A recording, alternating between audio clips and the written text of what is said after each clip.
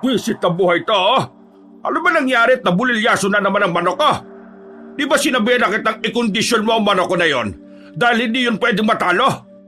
Alam mo ba kung magkano pera ang lagi kong inilalabas kapag pumupusta ako ron? Tatanga-tanga ka talaga. Talaga Mang Jose, oh. Lumayas ka na nga sa harapan ko. Baka mapatay ba kita? Dad, kalma ka lang. Masama pa pakiramdam nyo eh. Hindi kayo pwedeng ma-stress. Hindi pwedeng ma-stress. Tingin mo hindi ako may stress ng ganito? Kung sana, tinutulungan mo ako mag-alaga ng mga manok, di sana wala akong ganitong problema. Inaasa ko pa sa ibang tao yung pagkukondisyon ng manok ko kasi wala ka rin namang magawa. Hindi kita maasahan. Kaya, pwede ba? Manahimik ka na lang dyan? Dad, wala naman kasi talaga akong interes sa mga manok eh. Mas okay pa ako mag-asikaso ng mga alaga nating baboy o kambing sa farm. Ano magiging silbi mo sa akin? Wala! Kahit nga sa negosyo natin sa Maynila wala ka rin namang maambag. Habang buhay ka na lang bang makikipaggaguhan sa mga baboy at kambing, ha? Ginagawa ko naman po ang best ko para tulungan kayo sa mga kabuhayan natin eh. Hindi lang po talaga ako maalam sa mga bagay na alam kong mali. Kagaya na lang ng sugal. Mali? Ang alin? Itong sabong ka? Ano sa tingin mo, tama, ha? May alam ka ba? Masama naman talagang sugal, Dad eh. Napapabayaan nyo ng sarili nyo nang dahil lang sa sabong. Tingnan nyo oh, nagkasakit na kayo. Wala kang pakialam. Kunwari ka pang concern sa akin pero hindi naman. Umalis ka na nga rin sa harapan ko. Concern naman talaga ako sa inyo eh. Kayo lang naman tong walang pagpapahalaga sa amin mula pa nung pagkabata namin. Sinusumbatan mo ba ako, ha? Hindi naman, Dad. Nagsasabi lang naman po ako ng totoo. Kung ipalo ko kaya itong basag na baso sa mukha mo? Dad, wag! Dumating pa itong walang kwentang babae na to. Ano bang problema nyo? At sinasaktan nyo na naman si Kuya Gino. Palagi na lang kayo ganyan. Konsehal pa naman kayo ng baryo natin, dapat nagiging maganda modelo rin kayo sa anak ninyo. Wag mo nga akong pinag-aaralan, ha? Wala kang alam sa pagiging konsehal. Wala kayong alam sa politika. Bakit? Ano meaning ng politika sa inyo? Pananakit? Mangingikil? At pagsusugal? Yun ba? Hindi na nga kayo maramdaman ng baryong ito eh. Wala na kayong may tulong sa mga tao. Kaya nakakasiguro ako sa susunod na eleksyon, hindi na kayo mananalo. Amat tarantado kang babae ka. Sige! Subukan yung saktan si Diana. Ako na makakalaban nyo. Di ikaw na lang sasaktan kung hinayupa ka. Makulit ka, di ba? Ano, ha? Ayan! Buti nga siya. Eto ba? Tama na, Dad. Ano ba? Malakas ang pagkakatulak na ginawa ni Diana sa kanilang ama noong mga sandaling yon. Nagulat ang matandang lalaki. Yung kasi ang unang pagkakataon na ginawa yon ni Diana. Munti ka na matumba ang konsehal. Mabuti na lamang ay nakakapit pa ito sa lamesa. Agad namang inalalayang makatayo ni Diana ang kanyang Kuya Gino. Ba't? Paano mo nagawa kong itulak, ha? Kung gaano kadaling manakit ng anak para sa'yo, ganun din kadaling manulak ng tatay para sa akin. Lalo na kung kailangan namin protektahan ang sarili namin mula sa'yo. Sa ngayon, hahayaan kita sa lahat ng ginagawa mo. Pero sa susunod na gawin mo ulit ito sa akin, o kahit kay Diana, hindi na ako magdadalawang isip na isumbong sa polis lahat ng ginagawa mo masama. Isumbong, ha? Tingnan lang natin kung may maniniwala sa'yo. Baka nakakalimutan mo. Hawak ko sa leg lahat ng pulis dito. Kaya kahit anong kwento ang gawin mo, walang maniniwala sa inyo na wala pa namang napapatunayan sa sarili. Walang maniniwala? Kasi lahat tinatapalan mo ng perang galing sa sugal mo. Alam nyo, napagtanto ko lang wala namang kayong silbi sa buhay ko eh. Bakit hindi ko kaya kayo palayasin sa bahay ko? Di palayasin mo para masira ang imahe mo. Buwisit talaga tong lalaki na to. Umalis na nga lang kayo sa harapan ko. Nasira ng agahan ko. Peste! Ikaw ang nagbasag dyan tapos kami ang sisisihin mo? Malala ka na talaga, Dad. Kailangan mo nang magpatingin. Halika na nga, Kuya Gino. Hinawakan na ni Diana ang kanyang kuya at saka umalis na rin sila sa dining area. Dinala ni Diana ang binata sa kanilang garden sa gilid ng kanilang mamahaling mansyon. Duguan ang labi ni Gino. Namamaga naman ang gilid ng mata nito. Kahit kasi matanda na ang kanilang ama, hindi nila may kakailan na malakas pa rin ang suntok nito. Dati kasing boksingero ang kanilang ama. Ikaw naman kasi sana hindi mo nalang pinatulan. Naawa na kasi ako kay Mang Jose kanina eh. Kanina niya pa pinagmumura yung matanda. Ano naman kasing alam ni Mang Jose sa mga manok? Hardinero siya. Hindi naman siya talaga taga-alaga ng mga manok. Wala na talagang pagbabago sa tatay natin. Wala nang maghiwalay sila ni Mama. Mas lalong lumala ang ugali niya. Umalis na kaya tayo rito? Hindi pwede, Kuya. Kapag ginawa natin yon, mas lalong magagalit sa atin si Dad. Mas lalong magiging miserable ang buhay natin. Makakasira kasi sa imahe niya yun eh. Hintayin na lang nating matapos ang termino niya. 1 taon na lang naman. Isa ka rin eh. Imahe niya pa rin ang iniisip mo. Buwang ka ba? Kilala mo naman ang tatay natin. Iba magalit yon. Kapag nasira ang imahe niya ng dahil sa atin, siguradong magiging kalbaryo rin ang buhay natin. Lalong-lalo ka na. Yung mga sinabi ko kanina, nasabi ko lang yun kasi galit ako. Pero alam kong mahirapan din akong gawin yon. Siguro, wag na lang natin siyang pakialaman. Nag-aalala rin ako para sa iyo eh. Baka mamaya kapag wala ako dito, ikaw naman ang saktan niya. Siguro, mamaya kapag malamig na ulo niya, lalapitan ko siya at hihingi ako ng dispensa. Lulunukin ko na lang muna yung pride ko.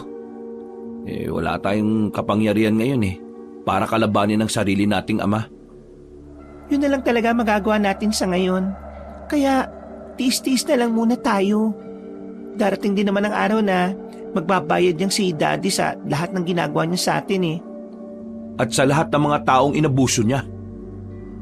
Napabuntong hininga na lamang ang binatang si Gino sa kanya lamang napagtanto na hindi niya dapat sinabayan ang galit ng kanyang ama. Hindi naman dahil sa takot siya o dahil gusto niyang magbulag-bulagan na lang. Aminado kasi siya na kailangan din nila ang ama nila. Kailangan nilang makisama para makahanap ng tamang tiyempo kung kailan nila mapipigilan ang mga iligal na gawain ng matanda. Dad, about dun sa nangyari kanina, gusto ko sanang humingi ng paumanhin sa inyo. Nadala lang po kami ng emosyon namin. Yumuko ang binatang si Gino. Inaasahan niyang masasaktan siya sa oras na ito. Pero hindi niya inaasahan ang naging tugon sa kanya ng kanyang ama. Ikaw na sasama sa akin kapag pupunta ako ng sabungan. Hindi ko na maasahan si Mang Jose. Patanga na ng patanga eh. Bukas ng umaga, sumama ka sa akin at may pupuntahan tayo. Kukunin natin yung mga bagong pansabong kong manok. Kalmado at wala man lang bakas ng galit na matandang lalaki noong mga sandaling yon. Pero pinagpasalamat na lamang ni Gino kaysa naman makatanggap na naman siya ng pananakit mula rito. O ano pa tinitingin-tingin mo dyan? Umalis ka na sa harapan ko. Tapos na ang gusto kong sabihin. Hindi po ba kayo galit sa akin? Hindi ako galit. Nababanas lang ako. Pero kung gusto mong makabawi sa akin, kailangan mong gawin ang mga ipapagawa ko sa iyo. Naintindihan mo ba ako? Opo, Dad. Yumuko na siya ulit sandali at saka lumabas na rin ang opisina ng kanyang ama. Nakahinga na siya ng maluwag, pero hindi niya pa rin maiwasang hindi kabahan. Napapaisip siya kung anong ipapagawa sa kanya. Batid niya kasing hindi lang tungkol sa sabong ang mga magiging lakad nila. Dakong 12:00 ng gabi, hindi makatulog ang binatang si Gino.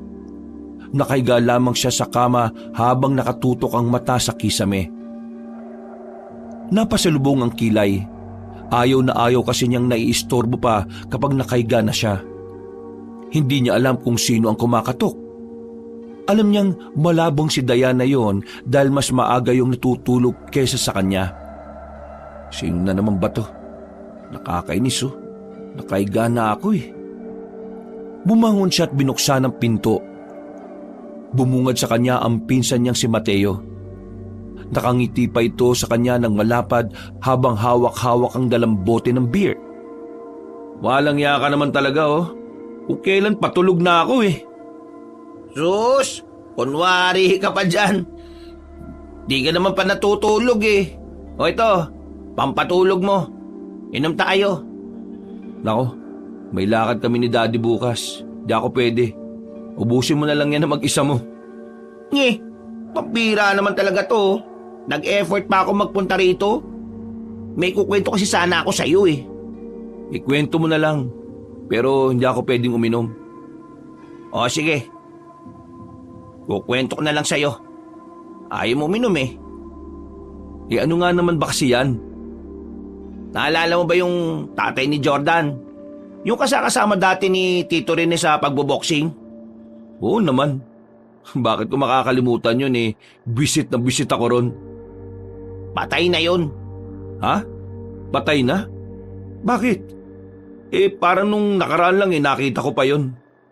Eto na nga ang chismis pre. Yung si Mang Randy kasi na yun, nilapa daw ng di makilalang nilalang. May nakakita sa kanila nung madaling araw. Meron silang bitbit sa likod ng container van. Akala daw nila hayop lang eh. Pero nung makatakas daw sa kulungan, parang tao raw. Tapos, isa-isa silang nilapa. Kasama na rin yung tatay ni Jordan na si Mang Randy. Hindi nakilala yun nilalang? Ano yun? Baka naman kasi mabangis na aso lang. Eh ang chismis pa nga dyan pre, aswang daw. Ano? Bingi ka ba? Sabi ko, aswang. I mean, totoo ba yun? Alam ko gawa-gawa lang ng mga gurang yun eh. Eh hindi ko nga alam kung totoo eh. Pero hindi ka ba nahihiwagaan? Kasi ang daming tao nagsasabi nun. Aswang daw ang pumaslang kina Mang Randy. Eh, hindi ako naniniwala hanggat hindi ko mismo nakikita ng harapan. Eh gusto mo, dumalaw ka na lang bukas sa burol kapag natapos nyo na yung lakad nyo ni Tito eh. Hindi naman kasi ako chismosong katulad mo, no? O sige na, lumabas ka na nga, matutulog na ako. Tanungin lang natin si Jordan. Timang ka ba? Namatayan yung tao tapos tatanungin mo ng ganon. Diyos ko ka talaga oh. Magtino ka nga. Sige na, labas na. Tutulog na ako. Hinila na niya ang kanyang pinsan at itinulak na palabas ng pinto. Nakahinga na lamang na maluwag ang binata at sinubukan na rin niyang makatulog. Maagang naganda si Gino nung araw na yon. Nagbihis siya ng maayos. Mabilis kasing mairita ang kanyang ama pagdating sa pagsusuot ng tamang damit. Palabas na siya ng kanyang silid na makasalubong niya si Diana. Kigisingin pa lang sana kita eh, gising ka na pala. Mukhang may lakad ka. Oo, may lakad kami ni Daddy. Wow, may lakad kayo? Eh, humingi na ako ng sorry sa kanya eh. Pero hindi ko alam kung tinanggap niya. Ang sabi lang niya, para makabawi ako sa kanya, sumama ako sa lakad niya. Eh baka naman gumawa ka na ng masama kagaya niya. Hindi ko alam. Pero tingin ko, kailangan ko sumabay sa Agos para malaman ko kung ano pa yung mga hindi niya sinasabi sa atin. O sige, mag-iingat ka ha. Tumango na lamang ang binatang si Gino. Maya-maya pa, agad na rin siyang lumabas. Naabutan niya pa ang kanyang ama na hinihimas-himas ang panabong nitong manok. Lumabas siya roon at nagpakita pa ng peking ngiti. Oh, mabuti naman at gising ka na. Paalis na rin naman tayo eh. Kinakamusta ko lang itong mga panabong ko. Dad, may gusto sana akong itanong. Pero huwag ka sana magagalit ha. Alam ko kasi wala kang oras sa mga ganitong bagay. Ay ano ba yon? May pasuspense ka pang nalalaman eh. Naniniwala ba kayo sa aswang? Aswang? Mga taga lang naman ang naniniwala sa ganyan eh. Sa dami ng pwede mong itanong na may kinalaman sa pera, yan pa talaga naisip mo ha? Yung tatay kasi ni Jordan, si Mang Randy, yung kabatch niyo po sa boxing nung araw, patay na po. Nagbagong itsura na matandang konsehal nang marinig ang sinabing yun ng kanyang anak. binitiwan na muna nito ang hawak-hawak na manok at saka seryosong tumingin kay Gino. Ako ba'y pinaglololoko mo? Nung nakaraan lang nakainuman ko pa yung si paring Randy. Sinabi lang din sa akin ni Mateo yung tungkol dito. Ang sabi pa nga raw, inatake raw ng hindi pa nakikilala ang grupo ni Mang Randy. Kasama siya sa namatay. May nakakita kasi sa kanila May karga sila sa container van. Malaking kulungan daw. Tapos, bigla na lang daw nakatakas yung nasa loob. Yung nilalang daw, parang tao raw pero mabangis. Ang sabi ng iba, aswang daw po. Kapag itong sinasabi mo'y hindi totoo, malilinti ka sa akin. Tingnan mo, Gino. Sinabi lang din naman sa akin ni Mateo yan O sige, doon na muna tayo pupunta kung talagang patay na si paring Randy. Kailangan malaman ko kung ano ba talaga nangyari. Paano yung mga kukunin natin mga manok? Bahala na muna si Mang Jose ron. Tawagin mo na nga yung driver natin. Walang sinayang na pagkakataon na mag-ama. Agad silang bumiyahe patungo roon. Malapit lang naman yun sa kanila kaya mabilis din naman silang nakarating. Sinalubong agad sila ng anak ni Mang Randy na si Jordan. Halos kasing edad lamang ito ni Gino pero malaki itong lalaki. Lumayo ang dalawa sa kanya at nagsimulang mag-usap si konsehal at ang binatang si Jordan. Dahil sa kurisidad, palihim na lumapit si Gino para makinig. Ano ba talaga nangyari? Wala akong kalam-alam. Totoo ba yung kumakalat-kalat na balita? Na aswang daw ang pumaslang sa papa mo? Oo, aswang nga, konsehal. Totoo mga aswang. Kitang-kita ng dalawa kong mata kung papaano nilalapa sila ng mga aswang. Naroon ako, pero wala akong nagawa dahil nagulat ako at natakot Pambihira. Ang tanga naman kasi ng papa mo Bakit naman kasi may aswang silang dala-dala? Totoo pala yung mga yan? Konsehal, sa'yo ko lang sasabihin to Pero...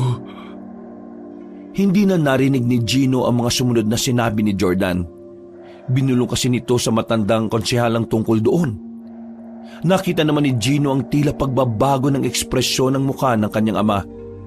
Kaya naman, palagay niya ay seryosong bagay ang sinasabi ni Jordan.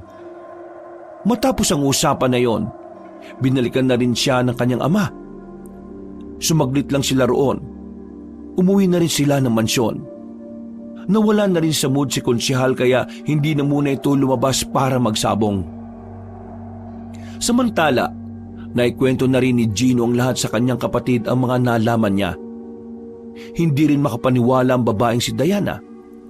Sa buong buhay kasi nila, ngayon pa lamang sila nakarinig na ang mga nilalang na kung tawagin ay aswang ay mga totoong nabubuhay pala. Hindi ba joke yan, Gino? Bakit? Mukha ba ako nagjo-joke? Narinig mo talaga si Jordan at Daddy na nag-uusap ng ganon? Oo nga. Ang kaso nga lang hindi ko na alam kung ano yung binulong ni Jordan kay Daddy. Basta, palagay ko sobrang seryoso yung bagay na yon. Ay, kawawa naman pala si Tito Randy kung ganon. Tingin ko kasi may ginagawa silang illegal Kasi kung iisipin mo ano bang gagawin nila sa aswang? Saan nila dadalhin yon? Saan nila kinuha? Di ba magtataka ka na lang talaga? Ano naman ang gagawin ng magaling nating ama? Malamang, magpapabango yan. Magdo-donate yan ng kung ano-ano para isipin ng mga nasasakupan natin na napakabuti niyang konsehal. Ano pa nga ba? Diana, kaya ikaw wag ka na munang gumala-gala Yung aswang kasing pumaslang kay Mang Randy, hanggang ngayon daw hindi pa rin nahuhuli. Hindi naman ako lumalabas ng gabi. At kung lalabas man ako, lagi ako may kasamang mga kaibigan ko. Kagaya ng kanilang inaasahan, unang dumating sa burol ni Mang Randy ay walang iba kundi ang magiting di umano na konsehal. Nagbida-bida na naman ito sa lamayan at talagang isinama pa ang dalawang anak. Kahit nasukang-suka na si Gino at Diana sa pagpapanggap na maayos ang pamilya nila, wala silang magagawa kundi ang sumabay na lamang sa agos. Alam nyo naman na matalik na kaibigan ko itong si Randy. Noong araw talagang kami magkakasama niyan. Kaya na malaman ko na wala na siya ngayon, talaga namang nagdugo ang puso ko. Sobra akong nalungkot. Nung nakaraan lang kasi, nag-uusap na kami. Ay nako, hindi talaga natin masasabi kung kailan babawiin ng Panginoon ang buhay natin. Kaya hanggat nabubuhay pa ang mga mahal natin sa buhay, nako, huwag tayong magsasayang ng oras. Iparamdam natin na mahal natin sila. Kagaya ko, araw-araw kong minamahal ang dalawang anak ko. Kasi sila na lang naman ang meron ako At handa ko silang protektahan sa kahit na sino. At sa kahit na anong masasamang nilalang. Walang nga talaga si Daddy kahit na kailan no? Gawin ba naming meeting di abas itong lamayan? Nasa labas ng bakuran ng magkapatid ng mga sandaling yon. Nagpapahangin lang sila roon dahil masyado ng maraming tao sa loob. Baka pala mukha niyan Hindi man lang nirespeto ang burol ni Mang Randy. May nalalaman pa siyang matalik daw na kaibigan. Hindi niya nga tinulungan si Mang Randy nung nagkasakit porke ibang binoto. Wala na talaga tayong mapapala sa tatay natin. Tingin mo, oras na ba para gumawa tayo ng hakbang para bumagsak siya? Hindi pa ngayon. Di ba ang sabi mo, kakalap ka na muna ng impormasyon tungkol sa mga illegal niyang gawain? Ay, oo nga pala. O basta, babantayan ko na lang muna yung mga galaw ng tatay natin. Bumuntong hininga na lamang ang magkapatid. Bagot na sila sa kakahintay kung kailan sila uuwi. Kaya naman, nagpaalam na muna si Gino na maghahanap lang ng mabibilhan ng pagkain. Hindi niya kasi trip ang mga pagkain sa lamay. Pero ang totoo, maninigarilyo lang din siya. Hindi pa kasi niya pinapaalam sa kanyang kapatid na natuto na rin siyang pausuki ng kanyang bibig. Habang naglalakad na mag-isa, may nakasabay siya sa paglalakad. 2 matanda, 1 lalaki at 1 babae.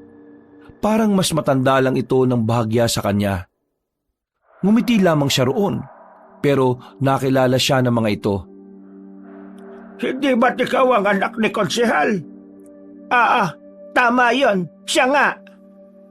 Diyos ko, hulog ng langit ang batang ito. Iho, pwede mo ba kaming samahan sa tatay mo? Kailangan lang kasi namin ng tulong niya. Pinapalayas na kasi kami sa tinitirhan namin kasi wala na kami papayad.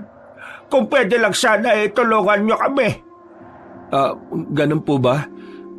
Si Daddy kasi nasa lamayan. Namatay po kasi yung kaibigan niya. Doon po kapag diniretso niyo ito, may lamayan. Naroon po tatay ko. Nako, maraming salamat. Kakausapin namin siya at hihingi kami ng tulong. Napailing na lamang ang binatang si Gino.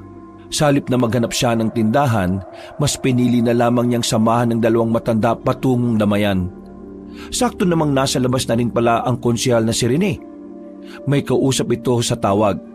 Pero agad na pinutol ang tawag nang makitang lumapit ang 2 matanda kasama si Gino. Salubong agad ang kilay nito. Hindi pa man nagsasalita ang kasama ng binata. Dad, kailangan daw nila ng tulong mo Mapapalayas na raw sila sa bahay na tinitirhan nila.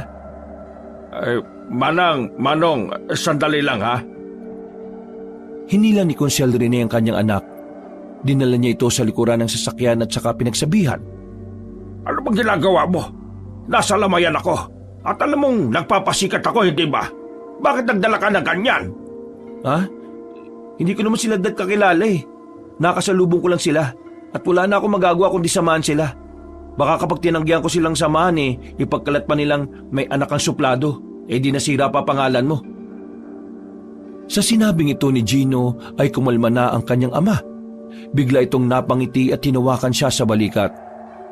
Aba, tumatalino ka na ngayon Alam mo na kung paano alagaan ang imahe ko.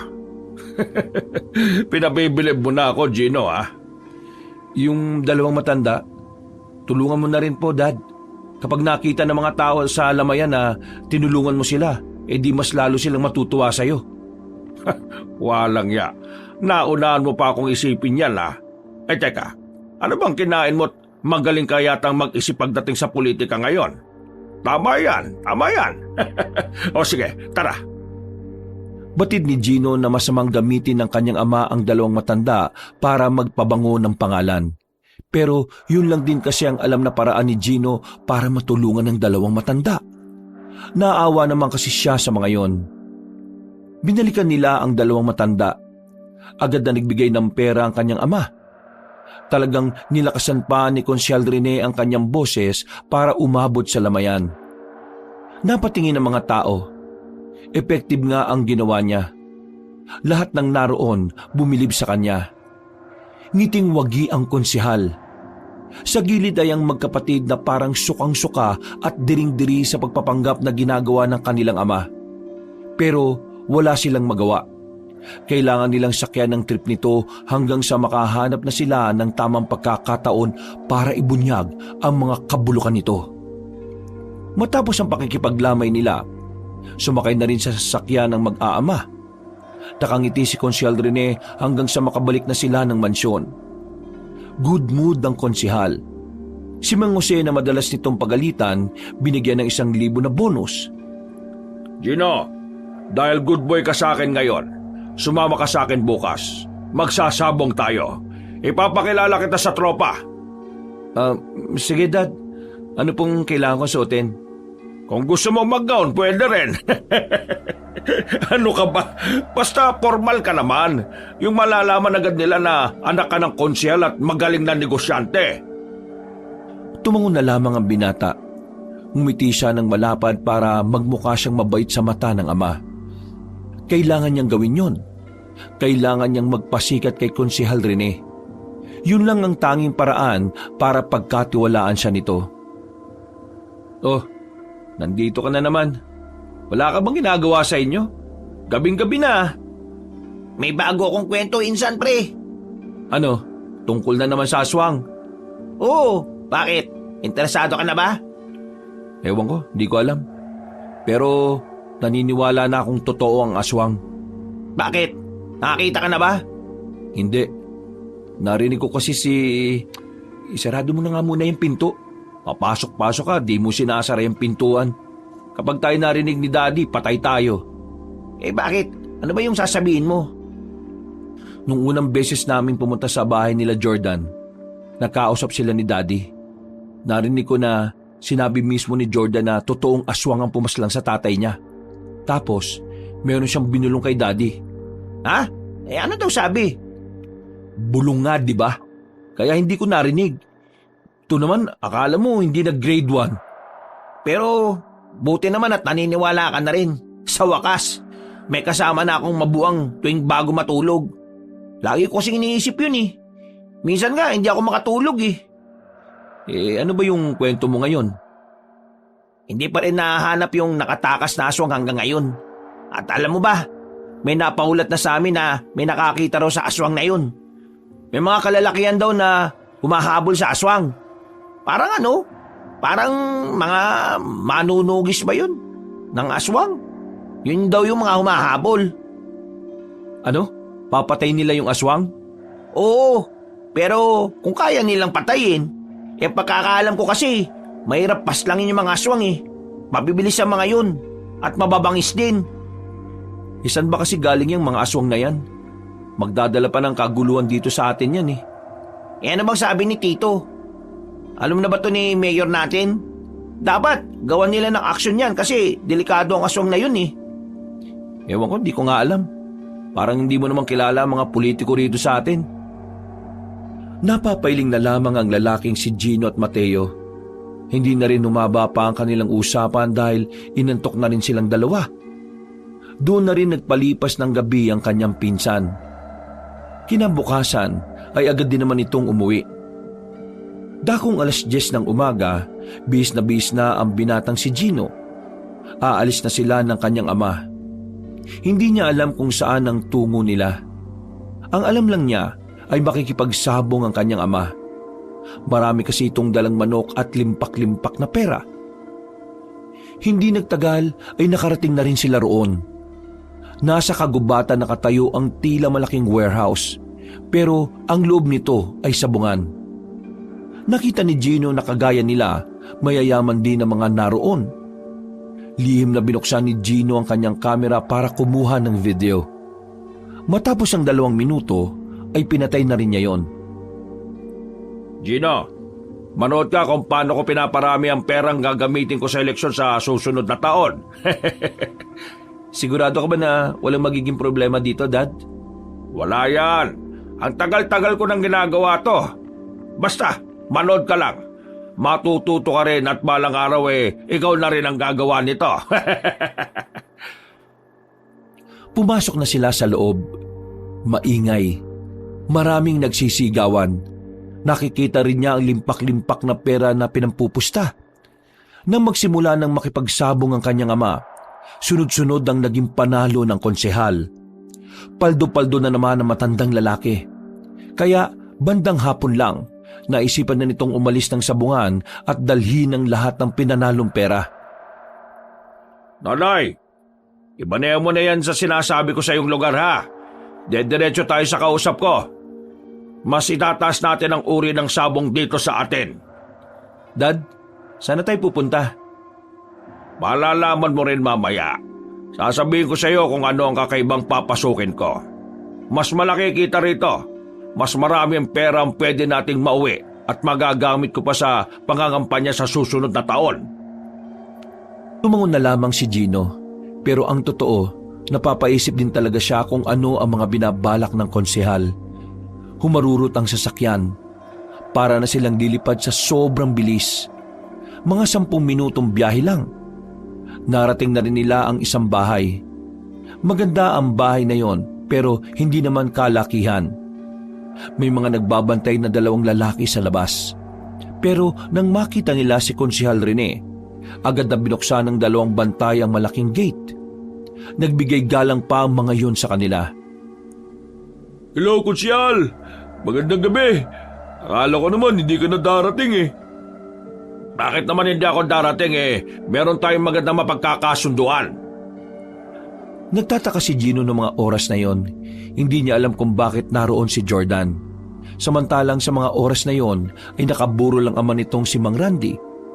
At ang nakapagtataka pa ay parang wala lang sa binatang si Jordan na wala na ang ama nito. By the way, eto si Gino ang anak ko. Kasing edad mo lang din yan. At kagaya mo, kapag nawalaan na rin ako sa mundo gaya ng papa mo, siya na magmamana ng lahat ng ginagawa ko. Mabuti naman at may tagapagmana ka na pala. Akala ko, aanakan ko pa yung anak mong babae para magkaroon ka ng tagapagmana eh. Aba, pwede rin naman. Nakaramdam ng galit si Gino sa sinabing yon ni Jordan. Pakiramdam niya ay nabastos nito ang nakababata niyang kapatid na si Diana. Pero ang mas kinabubisit niya ay kung ano ang isinagot ng kanyang ama. Kinalman niya ang kanyang sarili at sumabay na rin sa pagpasok sa loob ng bahay. Pumasok sila sa isang silid. Wala nang ibang makakarinig pa sa kanila roon kundi sila-sila na lamang. Sa mga pagkakataong ito rin, hindi maintindihan ni Gino kung bakit siya isinama roon.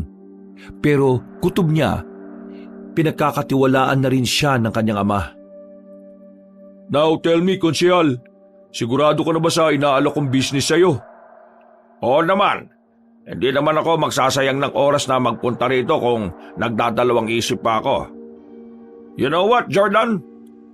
Nung sabihin mo palang sa akin yon, alam ko na agad na magiging malaki ang pakinabang nun sa atin. Mas gusto ko ang takbo ng utak mo kaysa sa tatay mo. Sinisigurado ko lang na desidido ka na kasi alam mo naman, hindi to basa-basa negosyo lang. Delikado rin to.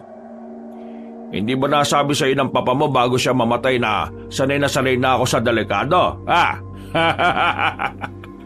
Yan ang gusto ko sa inyo Konsyal. Talagang mahilig kang mag-take ng risk. Well, kailan ba natin to sisimulan? Bago ko si malapa ng aswang si Papa, meron na kaming lugar na pinagawa nung pang nakaraang taon.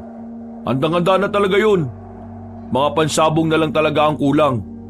Ang kaso nga lang, may nangyaring hindi inaasahan. Nang dahil sa katangahan ng mga tao niya, ayun, natigok siya. Ngayon, kailangan ko ng koneksyon mo. Konsyal, sa pera meron ako. Pero siyempre, iba pa rin kapag may kapit na kagaya mo na maraming koneksyon. Jordan, sa koneksyon, walang problema. Kaya kong gamitin lahat ng ugnayan ko para laging maging posible ang imposible. Ang gusto kong malaman, saan ba tayo kukuha ng maraming aswang? Nang marinig yun ni Gino, naramdaman na lamang niya ang pagtayuan ng kanyang mga balahibo. Bigla siyang kinabahan. Pakiramdam niya ay may mas masama pang gagawin ng kanyang ama. Pinagpawisan ng palad niya. Gusto niyang makialam, pero naisip niyang masisira ang mga pinaplano niya kung ngayon pa lang ay mabubwisit na siya sa kanyang ama. Meron akong alam. Doon namin kinuha ang aswang na dala namin na pumaslang kay Erpat. Gusto mo ba sumama? Manguhuli tayo. Parang nakakasibik yata yan ah. Saan ba yan? Hindi sa Guimaras.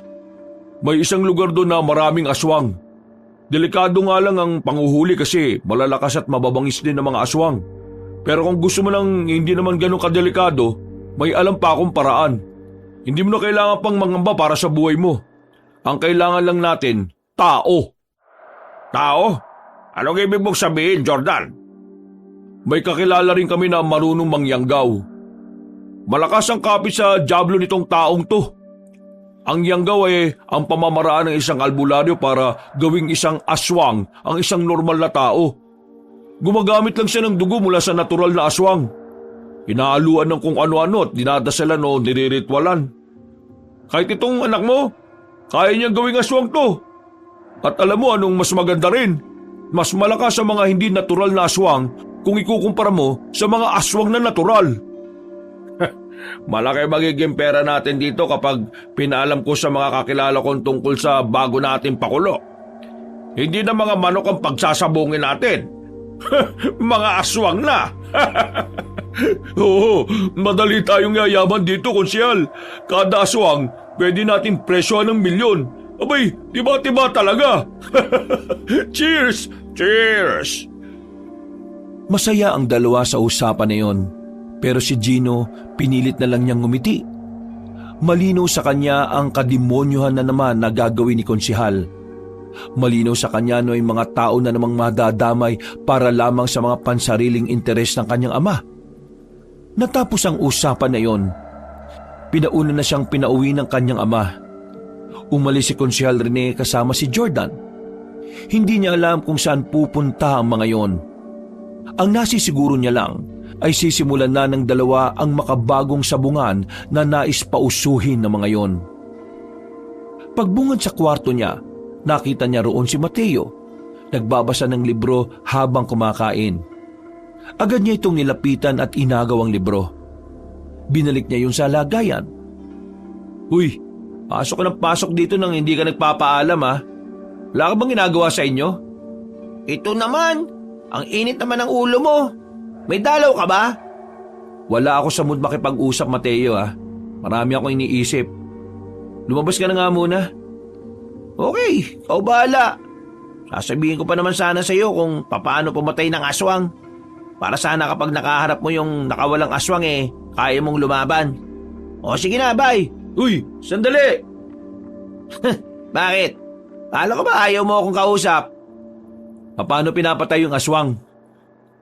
Sumilay ang nakakalokong ngiti sa mukha ni Mateo. Hindi na ito nagpatumpik-tumpik pa. Agad na nitong ipinaliwanag ang lahat ng nalalaman niya mula sa isang artikulo sa internet. Dahil sa mga narinig niya, tila nagkaroon na siya ng ideya kung paano pipigilan ang binabalak ng kanyang ama. Bawang, pilak, walis tingting. Yun ang pamatay sa kanila. Nangix, hindi. Nakikinig ka ba? Pangontra lang yan para di ka lapitan. Mapapatay mo talaga sila kapag gumamit ka ng mga sandata. Gaya lang ng punyal na pilak. Kainaan nila ang pilak. Wala nga akong malaking pera. Tapos magpapagawa pa ako ng punyal na pilak. Pwede mo pa rin naman silang mapas lang. Kahit na ang gamit mo lang pangkaraniwang sandata lang. Pero mas matagal nga lang. Hindi gaya ng pilak. isang saksak, patay raw kagad.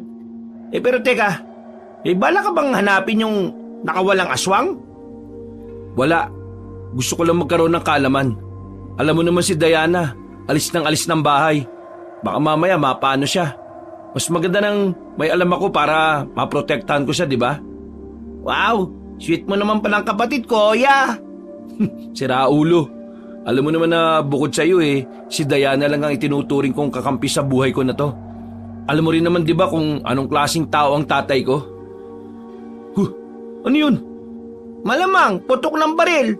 Alang mo na putok sa kilikili. Natatarantang lumabas sila ng silid. Nakasabay pa nila si Diana sa hagdanan. Nakagaya nila ay wala ring ideya kung para saan ang mga naririnig nilang putukan.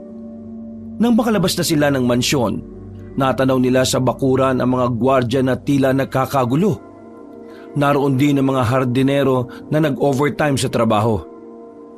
Nang lumapit sila, dito na nila nakita ang isang lalaking itim ang katawan na nakabulagta. Saka lamang napansin ni Gino ang mahahabang kuko ng lalaki nang lumapit na siya dito. Ano ba ginagawa nyo? Bakit kayo pumatay ng tao? Diana, insan, hindi to tao. Ito yung aswang na napapabalitang pumaslang din kay Mang Randy at sa iba pang kasama niya. Kilabot ang unang nabuo sa sistema nilang lahat nang mapagtantong aswang nga ang lalaking nakabulagta roon. Napakapit na lamang si Diana sa braso ni Gino. Hindi sila makapaniwala na ang nilalang na nasa kanilang harapan ay ang nilalang na napapanood lang nila noon sa mga pelikulang katatakutan. Habang pinagtitingin na nila ang patay na aswang, bigla namang dumating ang konsyal na si Rene. Nang malaman itong aswang ang nakabulagta, bigla na lamang itong nagalit. Pinagsasasapak nito sa muka ang mga gwardyang pumatay roon. Kahit na ang totoo ay ginawa lang naman ng mga yun ang trabaho nila para protektahan ang mga tao sa mansyon. Naguguluhan ng mga nakakakita noong oras na yon, lalong-lalo na si Diana. Pero si Gino, alam niya kung bakit. Batid niya ang dahilan kung bakit parang mahalaga para sa kanyang ama ang buhay ng isang aswang. Mga inutil, hindi nyo sana pinatay. Pinilayan nyo lang sana. Pwede nyo naman barilin lang sa hita sa braso. Pero ang ginawa nyo, niratrat nyo pa. Lalapitan na sana ni Diana ang ama para ipagtanggol ang mga gwardya, pero pinigilan nito ni Gino. Wag na yun, Diana. Hindi naman na nagpumilit pa ang dalaga. Nakuha agad nito ang gustong sabihin ng binatang si Gino. Maya-maya pa, pumasok na rin sila sa mansyon. Kinuha na ng mga tauhan ng konsehal ang bangkay ng aswang. Hindi alam ni Gino kung saan dadalhin ng mga yon ang katawan ng nilalang. Hindi rin naman kasi niya makausap ang matandang konsehal dahil mainit pa ang ulo nito. Sumapit ang ilang oras. Hindi na naman nakaidlip ang binata. Gumugulo na naman kasi sa kanyang isipan ng mga nangyayari. Dahil hindi pa siya dinadalaw ng antok, naisipan na muna niyang lumabas ng silid. Napadaan siya sa silid ng kanyang ama. Narinig niyang may kausap na naman ito. Sakto pang nakauwang ng bahagya ang pinto, kaya nasisilip niya yon sa likuran. Mga inutil tong mga gwardya ko rito Pinatay nila yung aswang na yun. Mapapakinabangan pa sana natin Pero meron na akong tao na pwede natin gawing aswang. May dala na ako. Hindi pa naman natin to ipupustahin, di ba? Testing pa lang naman. Oo, akong bala. Nang matapos na ang pakikipag-usap na matanda sa kung sino man ang nasa kabilang linya, agad na ring umalis si Gino. Muntikan pa siyang makita ng kanyang ama. Buti na lang ay mabilis siyang nakapasok ng kanyang silid. Napabangon agad ang binatang si Gino nang mapansin niyang 7:00 na pala ng umaga. Pero napatigil siya sa pagkakataranta niya nang maalala niyang wala pala silang lakad ni Konsehal Rene. Diana? Oh, bakit? Anong problema? Magsisimba ka ngayon? Sama ako. Wala naman kaming lakad ni Daddy. Oo, magsisimba ako. Pero mamayang hapon pa Nakita mo ba si Daddy ngayong umaga? nakita ko kanina, maagang umalis. Kasama na naman niya yung mga tauhan niya. Hindi ko nga alam kung saan ang larga eh. Ganun ba? Kuya, may hindi ka siguro sinasabi sa akin, no? Oo, marami. Pero saka ko na sasabihin sa'yo kapag nakita ko na ng harapan. Ang alin ba? Saka na nga. Sandali lang, nagugutom na ako eh. Tara, sabay na tayong kumain. Siya nga pala kuya, mamayang gabi, aalis ako. Kasama ko mga kaibigan ko. Meron kaming night swimming sa resort nila eh.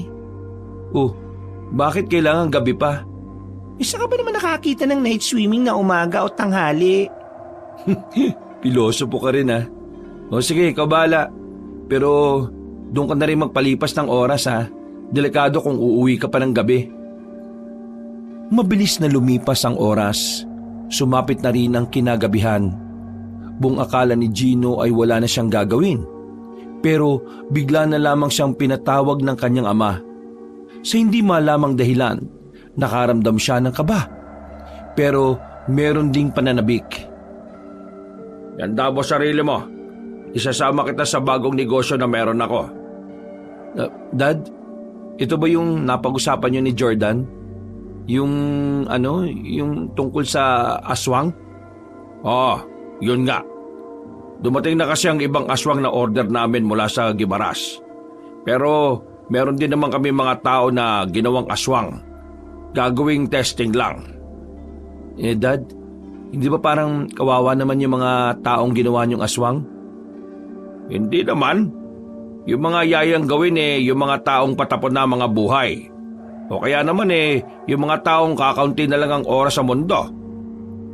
Gina, bakit ba bigla ka nalang bumait sa akin? Napapansin ko kung anong iutos ko sa'yo, sinusunod mo kaagad. Sabihin mo nga sa akin, ano bang dahilan mo? Dad, naisip ko kasi na wala naman akong ibang matatakbuhan kundi ikaw lang eh. Mula nang iwan kami ni Mami, ikaw na lang yung bumubuhay sa amin. Dad, gusto ko pang mabuhay eh. Gusto ko pang maabot yung mga pangarap ko. At hindi ko magagawa yon kung aalis ako sa inyo. Kaya ako to ginagawa para hindi niyo ako paalisin. Kinakausap ko na rin si Diana na maging kapareho ko ng pananaw. Kaya sana, huwag niyo siyang palayasin dito. Ay, mabuti naman at nagamit mo na rin ng matinuyang utak mo. Basta, ito na lang ang tatandaan mo, Gino. Hindi ako malinis na tao, pero dito ako nabubuhay. Kaya kung ano man ang mga alam mo sa akin, manahimik ka na lang dahil ito rin ang bumubuhay sa inyo. Kilala mo ko, Gino. Pinapatay ko ang mga taong traidor sa akin. Opo, naiintindihan ko po, Dad. Sige na, mag-ayos ka na. Bigating mga tao makakaharap natin mamaya. Yumuko na lamang bilang pagbibigay galang ang nagawa ni Gino. Pero nang lumabas na siya sa pinto, nakahinga na rin siya na maluwag. Akala niya kasi kanina hindi siya makakaisip ng palusot sa tanong ng kanyang ama. Mabuti na lang talaga at mabilis gumana ang isip niya. Nagmadali siyang makapagpalit ng suot. Maya-maya lang ay lumabas na rin siya at nagtungo sa opisina ng ama. Huminga siya na malalim. Alam niyang ito ang unang gabi na kung saan makakakita siya ng hindi lang isa. Gino, lahat na makikita natin sa sabungan, mga kilalang tao o kung hindi naman mga VIP na tao. Karamihan sa kanila, puro taga Maynila. Kaya matuto kang gumalang sa kanila, ha? Dahil hindi sila basta-basta. Hanggat maaari, magiging mapagkumbaba tayo sa kanila. Kasi sila ang unang guest sa bagong sabungan namin ni Jordan. Opo, wala pong problema. Naturuan niyo naman ako ng mga dapat gawin kapag may kausap na mayayamang tao at mga disente. Hindi ko pa rin yun nakakalimutan. Ay mabuti naman at tinatandaan mo mga sinasabi ko sa iyo. Namayan niyang katahimikan sa pagitan nila ng kanyang ama. Pinapanood na lamang ng binata ang mga nadadaanan nila sa labas. Halos 15 minutong biyahe lang, nakarating na rin sila sa tapat ng isang gubat. Nagtataka ang binatang si Gino kung anong ginagawa nila roon. Bigla siyang kinabahan nang maglabas na ng baril ang mga tauhan ng matandang konsihal. Akala niya papatayin na siya ng tatay niya. Akala niya nalaman na ng tatay niya na palihim siyang kumukuha ng video tuwing lalabas sila. Dad, ano nangyayari? Bakit naglabas sila ng baril? Huwag kang kabahan. Hindi naman ikaw ang aanuhin eh. Papasok na kasi tayo sa gubat. May 15 minutong lakaran pa bago tayo makarating sa mismong venue. Kailangan natin maging alerto. Ang sabi kasi ni Jordan, may mga oras na dito rin dumadaan ang mga rebelde. Parang nabunutan ng tinig si Gino sa sinabi niyo ng kanyang ama. Kalaunan, nagsimula na rin silang maglakad papasok ng kagubatan. Ligtas naman nilang nalagpasan ang madidilim na parte. Maya-maya lang, meron na silang nakitang kuweba. Merong 5 lalaking armado ang nagbabantay sa labas. Lumapit sila roon. Nang makilala ng mga iyon si konsihal, agad namang silang pinapasok. Sa unang parte ng kuweba, madilim, walang ilaw. Pero hindi nagtagal ay nakakita na rin sila ng ilaw. Parang naglalakad na sila sa pasilyo ng mga hotel. Maganda na kasi ang dinaraanan nila at halatang matagal na pinaghandaan na gawin ang lugar na yon. Ganito pala talaga ang pinagawa nila Jordan. Maganda ah. Maganda talaga. Parang isang hotel na raw dito eh. Hindi ko nga rin alam na may ganito silang pakulo. Kung hindi pa namatay si Randy hindi ko to malalaman. Buti na lang talaga nilapa ng aswang. Ang tanga kasi. Hindi na nagsalita ang binata, pero hindi siya makapaniwala na ganun magsalita ang kanyang ama sa kaibigan nito. Napagtanto niya na totoo nga ang kasabihan ng iba. Mas matimbang ang pera kaysa sa kaibigan para sa mga negosyanteng tao. Isang malaking pinto na baka lang tinigilan nila nang nasa bandang dulo na sila. Sa gilid ng pintuan na yon, merong 2 lalaking nagbabantay. Matangkad at malaki ang mga muscle at meron ding mataas na kalibre ng 45. Papasukin niyo kami! Nandito ang business partner ni Jordan! Hiningan sila ng ID ng isang bantay. Nakaramdam ng inis ang konsihal. Dahil doon, kahit meron naman siyang may bibigay na ID, pakiramdam niya ay nainsulto siya sa pagdududa ng 2 bantay. Hindi niyo ba ako kilala? Pinagdududaan niyo ba akong 2? Hindi sumagot ang 2 lalaki. Wala talagang balak ang mga yung papasukin sila hanggat hindi nagbibigay ng ID ang matandang lalaki. Dahil dito, dumukot na ng baril ang mga tauhan ng konsihal. Pero sumenyas lang si Konsihal Rene na ibalik ang mga armas. Naintindihan ko na ginagawa niyo lang ang trabaho ninyo. Pero sana, kilala niyo ang mga taong papasok dito. Wala akong problema kahit di niyo ako papasukin ngayon. Kasi kaya ko magtempe. Ang amo niyo kaya? Biglang nagbukas ang bakal na pinto. Bumungad doon si Jordan na may kasamang 2 lalaki na armado rin. Nagtataka ang lalaking si Jordan kung bakit nakatayo pa rin sila Gino roon. Oh, bakit kayo nandyan? Hindi kami pinapapasok ng mga to eh. Hinihingan pa ako ng ID. Abay, mga hunghang talaga to mga to eh. Hindi ba kayo nagbabasa ng mga pangalan na binibigay ko sa inyo? Biglang dumukot ang baril ang binatang si Jordan. Lumapit ito sa 2 lalaki at tuminga ng malalim. Business partner ko to si Konsihal. Bakit ayaw niyo papasukin? Konsihal, pasok na kayo. Ako nang bahala rito. Jordan, kalma-kalma lang ha. Sayang ang mga tao. Pumasok na sila sa loob pero hindi pa man nakakalayo. Narinig na ni Gino ang 2 putok ng baril. Nanlalaki ang kanyang mga mata. Sinubukan niyang lumingon. Nakita niyang nakabulagta na ang 2 lalaki. Napalunok siya ng laway dahil sa kaba. Kinalibutan siya sa ideyang parang ang dali lang para kay Jordan na pumatay ng tao. Ang sabi ko, kalma lang eh. Mainit pala ulo ng batang yon. Pinagpatuloy nila ang kanilang paglalakad. Meron silang binabaan na hagdan. Tingin ni Gino, parang underground na ang kanilang pupuntahan. Namamangha ng bahagya ang binata. Sa mga palabas niya lang kasi nakikita ang ganoong klase ng lugar. Hindi niya inakala na meron din pala ito sa totoong buhay. Hindi nagtagal, narating na rin nila ang huling pintuan na kanilang papasukan. Para itong boxing ring. Pero ang pagkakaiba lang, parang malaking cage ang naroon. At sa palibot ng malaking cage ay may mga VIP room. Parang yung cage na yan yung ginagamit sa mga martial arts na labanan, Dad. Oo, ganun nga. Nakikita mo tong mga room na to. Diyan tayo manonood.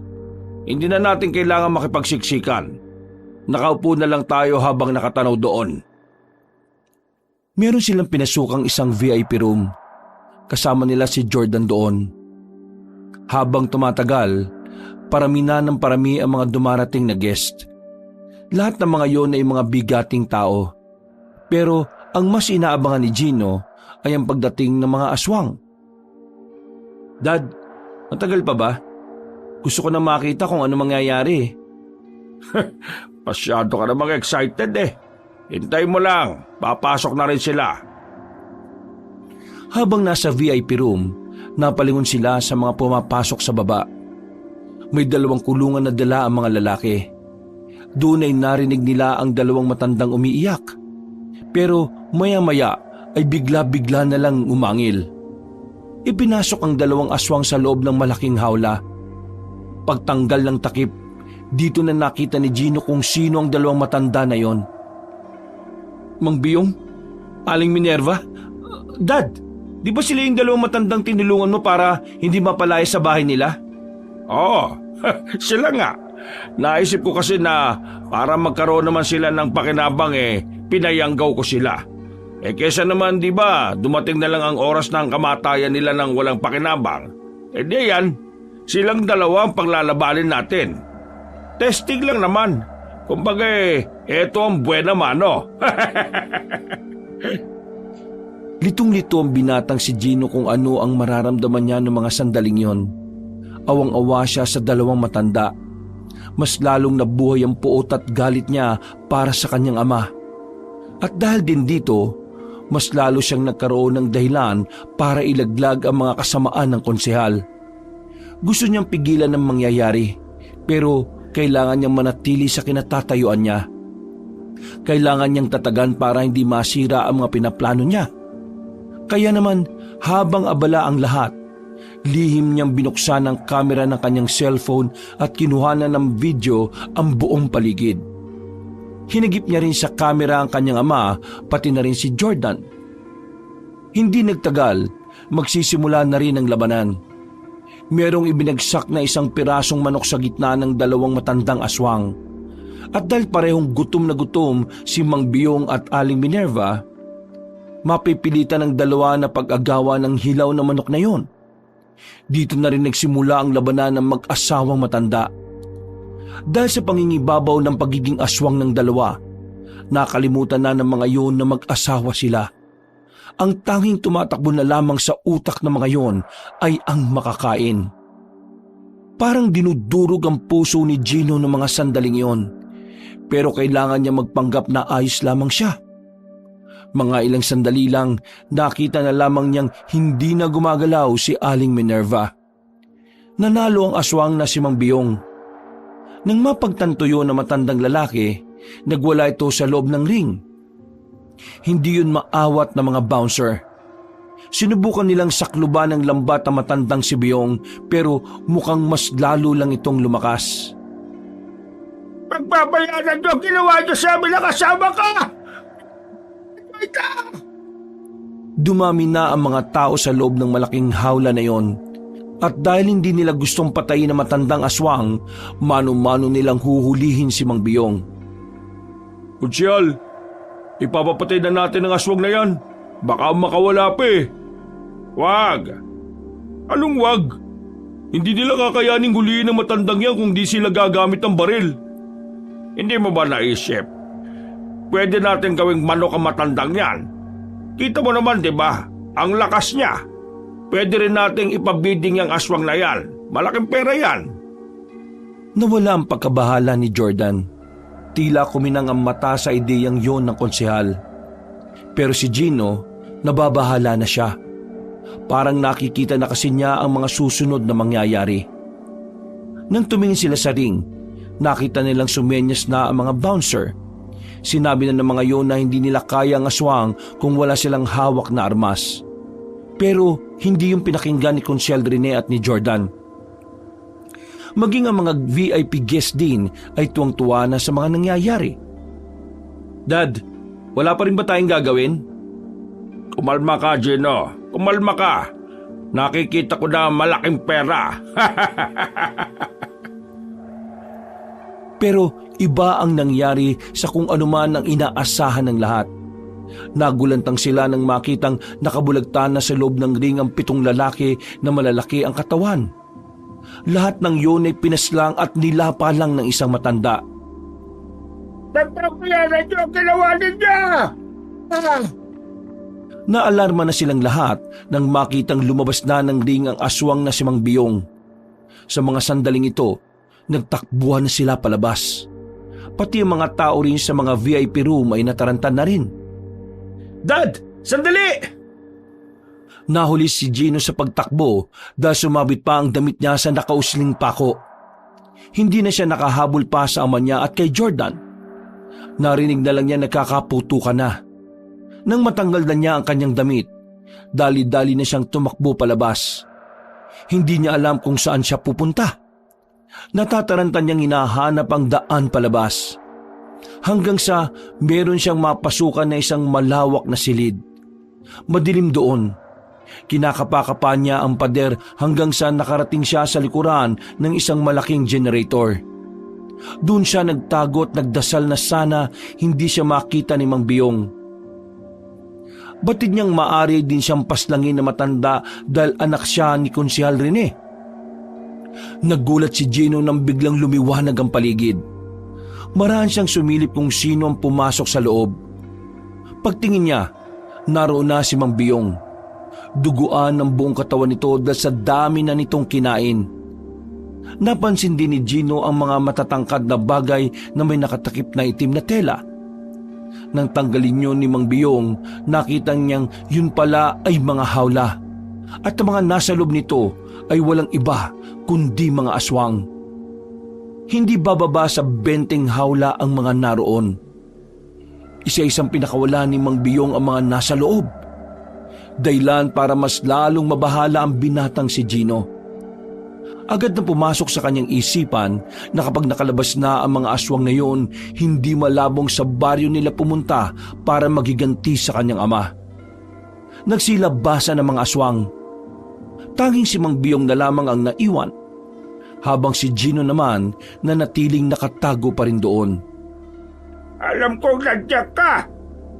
Mas lalong nanikip ang dibdib ni Gino ng mga sandaling yon. Ang buong akala niya kasi ay tatapusin na matanda ang kanyang buhay. Mang Biyong, wala akong kasalanan. Napilitan lang din ako sumama dito dahil sa tatay ko. Wala akong alam na ito ang plano niya. Hindi ko alam. Hindi ko ito ginusto. Kaya wag niyo akong patayin, Mang Biyong. Nakikiusap ako sa inyo.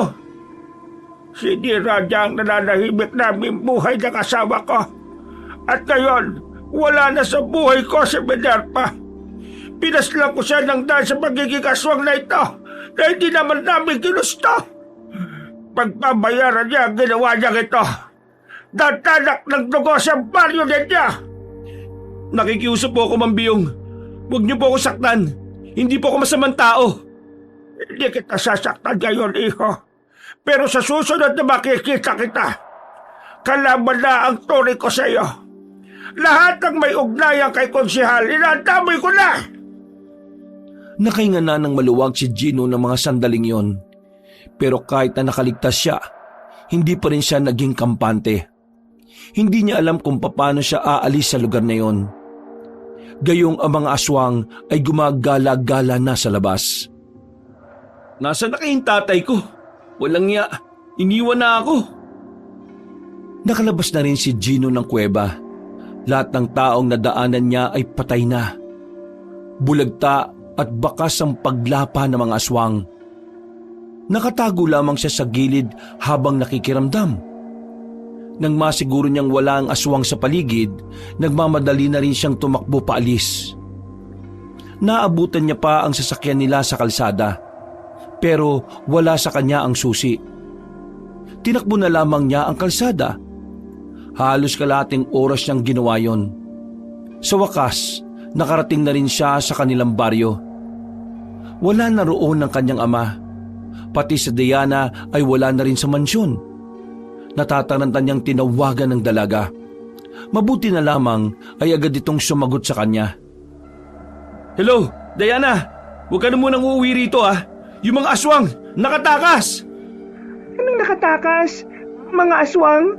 Bakit ang daming aswang? Basta, saka ko na lang ikukwento sa'yo. Kagagawa na naman to ng tatay natin at ni Jordan. Magkakaroon ng gulo rito, kaya diyan ka lang. Eh ikaw, hindi ka ba aalis dyan? Aalis din ako rito. Ayusin ko na ang mga gamit ko. Pupunta kita dyan. O sige na, mag-impake na ako. Hindi na nagsayang ng oras si Gino. Nag-impake na siya ng gamit niya. Pati na rin damit ni Diana ay inilagay na niya sa isa pang malaking bag. Palis na sana siya nang dumating ang kanyang ama. Itsurang pa lang ng mukha nito ay mahalatang buwisit na buwisit ito sa nangyari. Oh, saan ka pupunta? Ayoko na rito, Dad. Dito pupunta yung mga aswang. Nakausap ko si Mang Biyong. Papatayin niya tayong lahat dito. Walang iya ka. Luwag ka ba? Marami tayong baril dito. Dumampot ka ng isa at lumabang ka. Pero Dad, hindi natin sila kakayanin. Iba ang lakas nila. Nanggaling sa galit ang lakas nila. Kahit nakabaril tayo, mabibili sila. Oh. Akala ko pa naman sumusunod ka na sa yapak ko. Buwisit ka. Wala ka bang bayag? Wala akong anak na duwag Manahimik ka, Gino. Hindi ka aalis.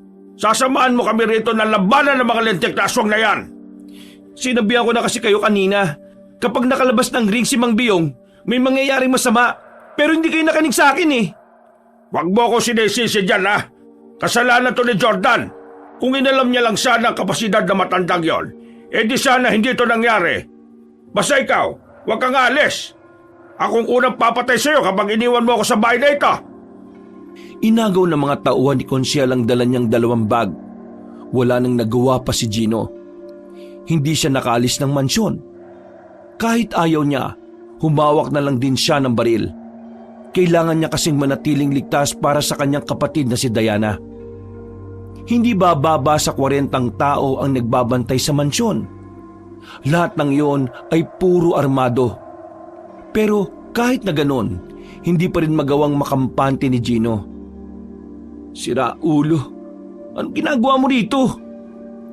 Naabutan siya ng kanyang pinsan na si Mateo. Masarap ang pagkakatulog sa kama niya. Hindi pa nga ito magigising kung hindi siya dumating. Natutulog, bakit ba? Anong bakit? Umalis ka na rito. Umuwi ka na sa inyo. Yan ka na naman Sama talaga ng ugali mo sa akin Nakikitulog lang Maingay kasi sa amin ngayon. Birthday papunta na mga aswang dito. Ha? We? Anong we? Baliw ka ba? Sumilip ka nga sa bintana. Agad na sumilip ang lalaking si Mateo sa bintana. Nagtataka ito nang makita ang mga armadong lalaki na palakad-lakad sa palibot ng mansyon. Anong meron? Bakit marami yatang tauhan si Tito na pag-alagala ngayon? Kasi nga, darating ang mga aswang ngayon. Ha? Bakit? Anong ang meron? Yung mga aswang na ipagsasabong sana nila Daddy at Jordan, nakawala. Pinatakas ni Mang Biyong. Sino naman yung Mang Biyong? At anong sinasabi mo? May alaga ba si Tito na aswang? Ay nako, ang dami mong tanong. Umuwi ka na nga lang sa inyo habang wala pa rito yung mga aswang. O ito, dali mo itong baril na ito. Oh, may baril ka rin? Pambihira naman Umalis ka na, bilisan mo na, bilis! Yan na nga ba sinasabi ko Ang bagal mo kasi. Wow, exciting to! Binatukan pa ni Gino ang kanyang pinsan, pero sa kaloob-looban niya, nababahala na siya sa mga susunod na mangyayari. Lalo pat iniisip niya na baka umuwi si Diana dahil hindi na siya makakarating doon. Habang nakakaputukan na sa labas, pumunta si Gino sa pinaglalagyan nila ng mga baril. Kumuha na siya ng mataas na kalibre ng baril at naganap sila ng magandang pwesto. Nakarating sila sa balkonahe. Mula roon, kitang-kita nila ang mga aswang sa tapat ng mansyon. Nagtatago mga yun sa likuran ng mga sasakyan na nakaparada. Pre, babaril na ako ha. Gagi, ang sarap pumaril ng aswang. Pambira ka naman. Ang saya-saya mo pa sa mga nangyayari ha. Aswang ang kalaban natin, hindi tao ha. Ano naman, ang saya-saya nga eh. Dahil sa sunod-sunod na pagpapaputok ng dalawa sa mga aswang, napukaw na nila ang atensyon ng mga yun. Kaya naman ilan sa mga aswang ang nag-iba ng direksyon. Papunta na ang mga yon sa kanila. Hindi na nagtagal ang dalawa sa balkonahe. Bago pa sila malapitan, mabilis na silang umalis doon. Bumaba sila ng sala. Naabutan nila si Konsyel Rene na naghahanda na sa pag-alis kasama ng mga tauhan niyang may bit-bit na maraming bag. Ang mga bag na yon ay merong laman na limpak-limpak na pera. Dad, saan ka pupunta? Iiwan mo ba kami rito habang kinakalaban namin ng mga aswang? Ayoko mamatay rito. Ipaano ko, Dad? Malaki ka na. Kaya mo na sarili mo. Kahit na kailan, napaka-makasarili mo talaga. Tigilan mo nga ako, baka barilin kita dyan. Pre, insan, hayaan mo na. Baka mamatay ka pa niyan eh. Mga inutil, tara na. Alis na tayo. Wala nang nagawa pa si Gino. Hinayaan na lamang niyang makalis ang kanyang ama. Dumaan ang mga yun sa likuran ng mansyon. Gusto sanang dumaan din doon ni Gino para sa kanilang pagtakas. Pero nang sumunod sila, nakita na lamang nilang nakakandado na ang mataas na gate na naroon. Siraulo talaga si Tito eh, no? Kahit na kailan, wala talaga siyang puso. Napakasama niya. Siya ang dahilan kung bakit nagkakagulo ngayon eh. Anong gagawin natin, insan? Mamamatay na ba tayo dito ngayong gabi? Hindi. Iisip tayo ng paraan. Hindi ako papayag na mamatay dito nang hindi napapakulong ang siraulo kong tatay. Huy, ano yun? Tago, bilis! Hinila ni Gino ang kanyang pinsan patungo sa gilid na nagtataas ang halaman. Pagsilip nila, nakita nila ang dalawang aswang na naroon. Umaamoy-amoy ang mga yon na parabang sila ang hinahanap. Agad na bumulagta ang dalawang aswang dahil sa ginawa ni Gino. Nang masiguro nilang patay na ang dalawang aswang, muli silang bumalik sa loob ng mansyon. Sumilip sila sa sala. Kita nilang wala ng katao-tao roon. Nakapasok na rin ang mga aswang. Kaya ang mga kasambay sa sala, lahat ay nakabulagta na rin kasama ng iba pang tauhan na namatay. Mangilan-ngilang na lang ang putukan na kanilang naririnig. Isang indikasyon na unti-unti nang nananalo ang mga aswang sa laban na yon. Huwag kang maingay, nandiyan pa sila. Nakatago ang dalawa sa ilalim ng hagdanan. Sumot sila roon kung saan nakatambak din ang mga walis at iba pang panlinis. Ramdam na ramdam nila ang pagtibok ng kanilang puso. Kahit ang paghinga, pinipigilan na rin nila para lang hindi sila makagawa ng kahit na anong ingay. Malapit na tayo, Balalo. Malapit na nating makamit ang hustisya. Hanapin ko si Konsyel at ang isang binatang kasabwat niya sa lahat ng kaguluhang ito. At lahat ng makikita niya, aslangin! Napalunok na lamang ng laway si Gino nang marinig ang galit na tinig na yon ni Mang Biyong. Maya-maya pa, naramdaman na lamang nila na wala na sa sala mga aswang. Marahan nilang binuksan ang pinto. Dali-dali silang tumakbo palabas ng sala. Maswerteng wala rin ang mga aswang sa tapat dahil nasa loob na ang mga yun ng mansyon.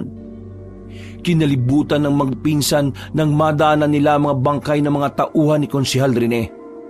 Pero mabuti na lang ay nagawa rin nilang makalayo kagad doon.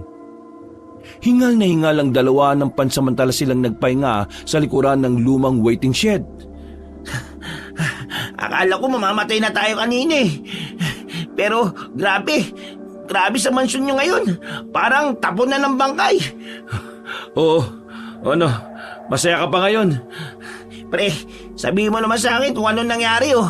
Baka mamaya mamatay ka na lang nang hindi ko pa rin alam. Si Daddy, nag-level up na kasi ang kademonyuhan niya. Nung una, mga manok lang ang pinagsasabong niya. Ngayon, mga aswang na. Nakipagsanib puwersa siya kay Jordan. Gumawa sila ng sabungan na kung saan mga aswang ang maglalaban sa halip ng mga manok. Ang kaso, nakatakas yung isang aswang kanina, si Mang Biyong. Nakalabas siya ng ring.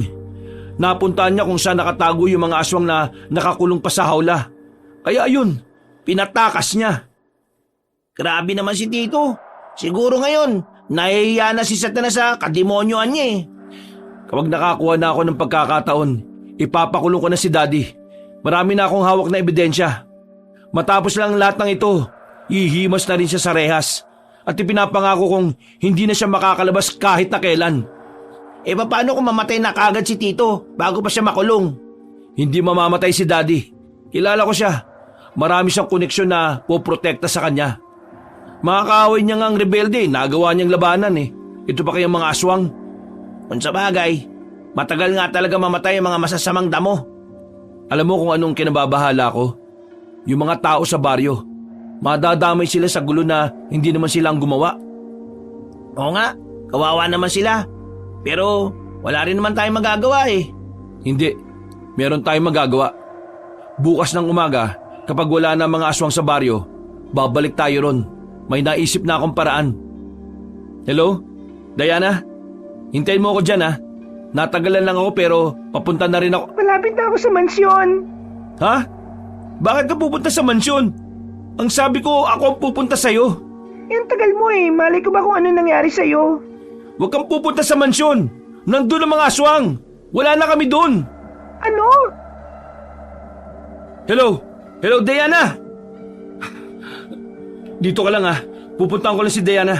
Kailangan ko siyang sunduin. Delikado kung mag-isa ka lang. Sasamahan na kita. Hindi ka parte ng gulong ito. Madadamay ka lang kaya iligtas mo na sarili mo. Yan ang siraulo. Anong tingin mo sa akin, makasarili? Best friend for life tayo, no? Bukod sa magpinsan. Tara na, baka maiyak ka pa eh. Kahit na punong-puno ng peligro ang pagbalik nila, tumuloy pa rin sila para sagipin ng dalagang si Diana. Malayo pa lang natatanaw na nilang ibang aswang sa loob ng mansyon. Dinig na dinig nila ang mga angil na mga yon. May mangilan-ngilan ding mga nag-uusap na parabang masaya pa ang mga yon sa nangyari. Kanina pa tayo dito, pero wala naman tayong nakikitang anino ni Diana. Sana naman walang nangyari sa kanya. Malakas ang kutob ko na nasa ligtas siyang kalagayan. Manalig tayo. Tawagan mo kaya, baka sakaling sumagot. Wag. Kung sakaling nakatago siya ngayon at tinawagan ko siya, baka marinig pa ng mga aswang. Ang bira naman talagang buhay to. Oh. Halika na, dito tayo dumaan. Malakas ang kutob ko na hindi pa naman siya nakakapasok sa mansyon. Tara dito. Marahan at maingat silang naglakad. Bawat takbang ay kaakibat ang kaba at takot na baka sa isang pagkakamali lamang nila, yun na ang huling sandali nilang magkasama. Insan, nasa gilid ang mga aswang. Oo, alam ko. Naririnig ko. Di naman ako bingi. Pagakbang ni Mateo, may naapakan siyang bote ng alak. Dahil dito, napukaw nila ang atensyon ng mga aswang na nasa mansyon. Sa mga sandaling yon, mas lalong kinabahan si Gino. Lalo na nang marinig na nila ang malalakas na angil ng mga nilalang.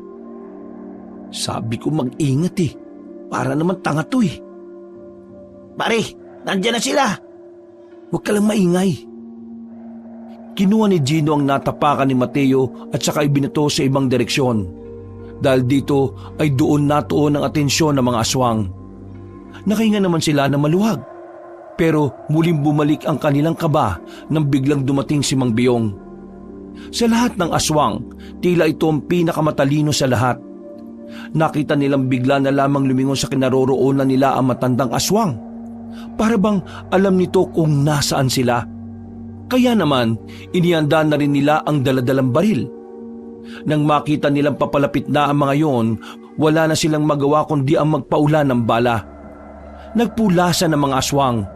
At dahil dito, nakakuha naman sila ng pagkakataon para makaalis. Pero hindi dito natapos ang lahat. Sa ginawa nila, mas lalong naggalit ang matandang aswang na si Biyong.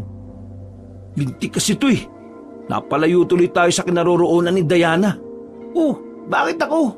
Ikaw ang unang nagpaputok eh. Nang lumingon sila sa likuran, nakita nilang nakasunod na ang matandang si Biyong. Tumatakbo ito ng mabilis. Pero hindi nagpasindak ang lalaking si Gino. Pinaputukan niya ulit ng baril ang aswang. Nang tamaan yun sa balikat ay sandalitong natumba. Kaya naman sinamantala na nila ang pagkakataon. Nakapagtago sila sa isang iskinita. Papasok na yon ng isa pang kanto.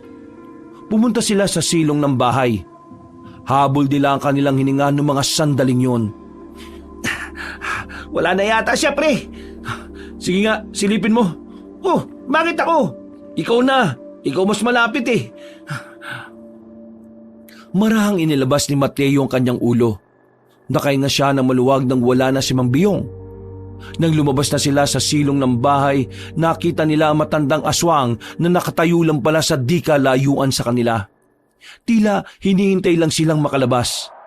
Nang barilin nila ulit, sabay pa silang naubusan ng bala.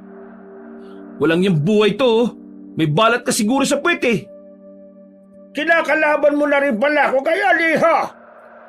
Ikaw na rin na nagsabi na sa susunod natin pagkikita, magkaaway na tayo. Tama ka sa sinabi mo. Kaya naman, sisiguraduhin ko lang mamamatay ka kasama ng taong yan. Akmang lalapit na sana sa kanila si Mang Biyong na maglabas ito ng mahabang pangil. Pero bigla na lamang nagbukas ang bintana ng mga kabahayan at pinagbababato ng mga iyon ng kung ano-ano ang matandang aswang. At dahil dito, tila nasindak nila si Mang Biyong. Sumabay na rin si Gino at Mateo. Kumuha na rin sila ng bato sa gilid at pinukul yon sa matanda. Nakahinga sila ng maluwag ng tuluyang umatras ang aswang. Para silang nabunutan ng tinik sa lalamunan. Marami pong salamat sa inyo. Nakatingin sa kanila ang mga tao. Masama ang tingin sa kanila, lalong-lalo na sa kanya. Alam na agad ni Gino naggalit ang mga yon ng dahil sa kanyang ama. Pre, mukhang sila yata ang papatay sa atin eh. Mga kababayan, alam kong alam nyo kung sino ako. Oo, anak ako ni Consiel Rene at nararamdaman ko ang galit nyo sa kanya. Pero ako po hindi niya kaanib, kahit na anak niya ako. Maging ako man po ayaw din sa mga ginagawa niya. Sa katunayan, plano ko nang isuplong siya sa mga pulis. Pero hindi ko po alam kung sinong pulis ang di niya kakilala ang pwede kong lapitan. Mga kababayan, hindi niyo ako kalaban.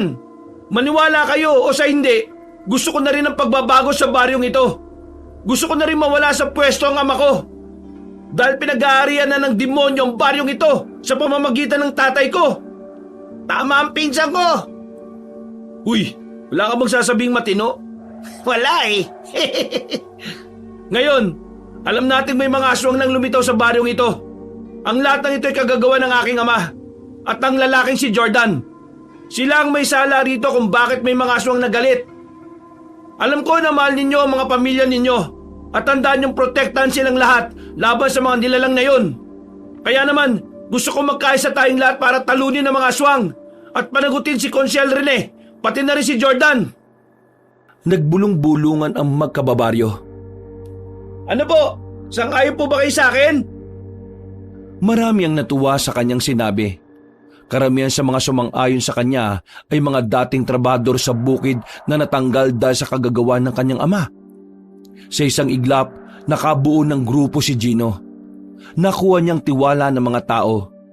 At ang grupong yon ay layunin puksain ng mga aswang at ihatid sa kulungan ang may sala sa kaguluhang yon. Bukas ng umaga, gagamitin ko lahat ng perang natitira ko sa bangko ko. Ibibili natin ng mga sandata o armas. Tatapatan natin ng mga aswang para hindi sila makapasok sa baryong ito. Hindi natin naayaang magtagumpay ang mga masasamang nilalang. Ayos paring insan. Sana ikaw na lang yung naging konsyal eh. Mas matino pa ang mga sinasabi mo. Ramdam na ramdam nilang magpinsa ng suporta ng mga tao. Pero sa kabilang banda, nag-aalala pa rin ang binatang si Gino. Dahil hanggang sa mga sandaling yon, hindi niya pa rin nakikita ang kanyang kapatid na si Diana. Sa baryong yon, nagpalipas sila ng gabi. Kinaumagahan, maingay na ang buong lugar. Maraming pulis ang dumating sa mansyon. Inabutang doon ng magkakahalong bangkay ng mga tao at ng mga aswang. Pero wala si konsehal doon. At walang nakakaalam na kahit na sino kung nasaan yon. Huminga ng malalim si Gino. Ipinagdasal na lamang niya na sana nasa maayos na kalagayan ng kanyang kapatid. Buhay na buhay ang mga tao nung umagang yon. Kinilala nila si Gino bilang kanilang pinuno. Tinanggap naman ito ng binata. Nais niyang pangunahan ng pakikipaglaban sa mga aswang, pati na rin ang pagpapabagsak sa kanyang ama at sa mga iligal nitong gawain. Paring pinsan, kailangan ba talaga natin sibakin to? Napapagod na ako, wala pang pagkain eh. Huwag kang umangal. Gawin mo na lang. Alam mo naman na matatanda na katira dito. Hindi na nila kaya magsibak. Ikaw naman kasi, nagkusang loob ka pa eh. Ang usapan kasi kanina, kakalabanin natin ang mga aswang, hindi magsisibak. Wala pa naman ng mga aswang eh. Kaya tumulong na lang muna tayo dito. Bumuntong hininga na lamang ang binatang si Mateo. Binilisan na lang nila ang pagsisibak para matapos na rin. Maya-maya pa, dumating na matatanda para gamitin mga nasibak nila. Bandang tanghali, nakakain na rin sila. Pero hindi man lang nabusog si Gino. Wala siyang gana. Masyadong okupado ng pag-aalala ang kanyang isipan.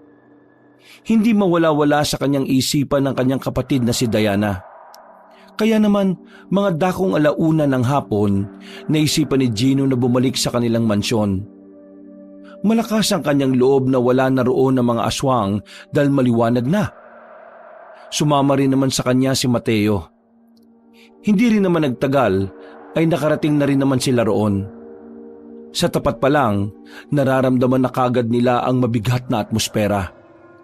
Sumilip sila sa gate para masigurong walang tao o aswang na naroon. Wala na ang mga bangkay. Kahit ang mga katawan ng mga aswang ay wala na rin. Kinuha na yata ng mga pulis sa mga bangkay rito. Kung ganon, baka nakuha na rin nila yung mga baril ni Tito. Hindi. Meron pa akong alam na lagayan ng baril ni Daddy. Tara, bilisan na lang natin, baka may makakita pa sa atin. Bumungad agad sa kanila ang duguan na sala. Sa lapag, sa dingding, at kahit na sa mga sofa ay may mga talsik din ng dugo. Magulo rin ang mga gamit. Hindi na sila nagsayang ng oras. Agad na rin nilang tinungo ang opisina ng konsehal na si Rene. Wasak ang pinto roon, kaya agad din naman silang nakapasok. Inalis ni Gino ang carpet na nakalatag at bumungad naman ang isang malaking bukasan. Nalaman ko to nung teenager pa ako. Sigurado ako, maraming baril sa loob nito. Binuksan nila ang pintuan na yon. Nanlalaki ang mga mata ng dalawa dahil sa pagkabangha. Hindi nila mabilang kung ilang baril ang naroon. Natuwa si Gino dahil siguradong magagamit nila yon kontra sa mga aswang. Ayos to. May mga ganito pa pala si Tito rin eh. Hindi ko alam kung saan galing ang mga to. Pero ito lang ang pwede natin magamit para protektahan ang mga sarili natin. Uy, ano yun? Dito ka lang, sisilipin ko. Sama na ako. Baka mamaya mamatay ka pa eh. Kumuha sila ng tig-isang baril at saka marahang lumabas ng opisina. Maingat ang kanilang bawat hakbang nung mga sandaling yon. Hanggang sa marating na nga nila ang isang silid. Ang silid ng dalagang si Diana. Sisipahin ko ang pinto Susunod ka. Sige, susunod ako. Bumilang na muna ng 3 ang lalaking si Gino. Pagsipa nito ng malakas sa pintuan ay agad silang pumasok habang nakatutok ang baril. Nakita nila si Diana na nakasiksik sa gilid ng kama habang nakatakip ang muka. Diana? Kuya, buti naman at tumating ka. Ano ba kasing nangyari sa'yo? Nasaktan ka ba? Hindi naman ako nasaktan. Nang bumalik ako dito kagabi, kaalis lang ng mga aswang. Pero napilitan ako magtago nang dumating sila Daddy. Nakainkwentro nila ulit yung mga aswang kasi naramdamang narito sila. Kaya ito, nagtago na lang ako hanggang mag-umaga. O sige, sumama ka sa amin. May mga tao makakasama natin para malampasan natin ang problemang ito. Bumuo kami ng mga sama na lalaban sa mga aswang. Mateo, maghanap ka ng malaking sako. Sa may storage room. Ilalagay natin doon ang mga baril na ibibigay natin sa mga kasamahan natin. Agad na kumilos ang lalaking si Mateo. Pinag-impake na rin ni Gino ang dalaga. Bago sila umalis doon, siniguro na muna nilang wala makakakita sa kanila. Napalingon pa ang magkapatid nang nasa labas na sila. Kahit na papaano, nakaramdam sila ng lungkot. Hindi kasi nila inakala na darating ang araw na kailangan na nilang abandonahin ang mansyon na yon. Sa dami na nang nangyari doon, mas pinili na lamang nilang bumuo ng mga alaala sa ibang tahanan. Nakarating naman ang ligtasang 3 sa mga kasamahan nila. Agad nilang pinamahagi ang mga armas at pinaliwanag kung saan lang ito dapat gamitin. Naging mabilis sa mga oras. Hindi na namalaya ni Gino na madilim na naman pala ang paligid. Ang mga sandali na dadaloy na naman sa kanila ang kaba at pangamba para sa kanilang kaligtasan. Mga kasama, malaki ang posibilidad na ngayong gabi darating ang mga aswang dahil ang lugar na ito malapit sa mansyon namin.